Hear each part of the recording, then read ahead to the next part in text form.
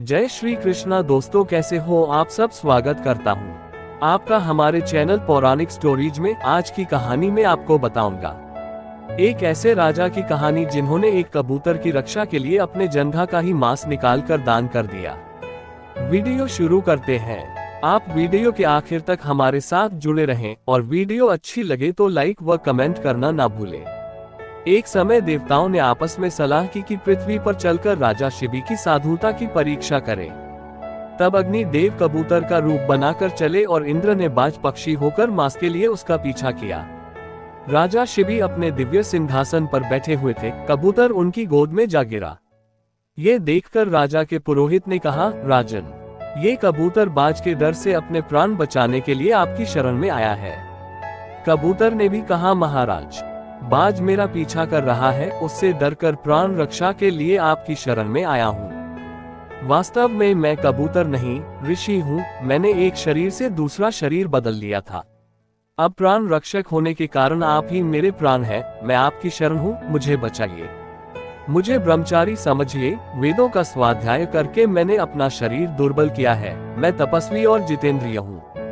मैं सर्वथा निष्पाप और निरपराध हूँ, अतः मुझे बाज के हवाले न करें। अब बाज बोला, राजन, आप इस कबूतर को लेकर मेरे काम में विघ्न न डालें।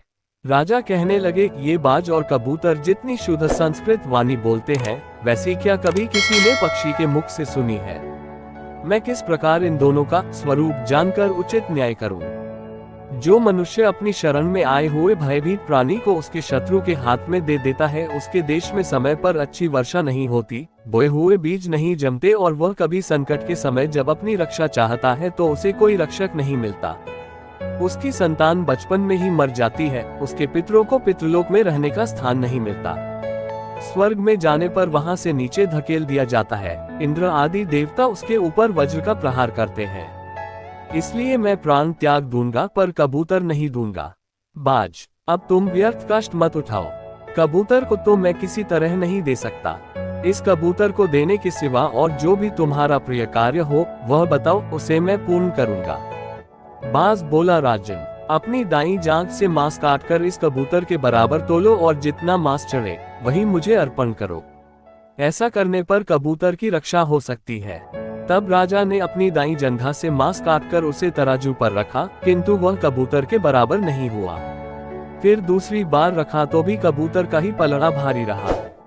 इस प्रकार क्रमशः उन्होंने अपने सभी अंगों का मांस काट काट कर तराजू पर चढ़ाया, फिर भी कबूतर ही भारी रहा। तब राजा ही तराजू पर चढ़ गए। ऐसा करते समय राजा को मन में तनिक भी क्लेश नहीं हुआ।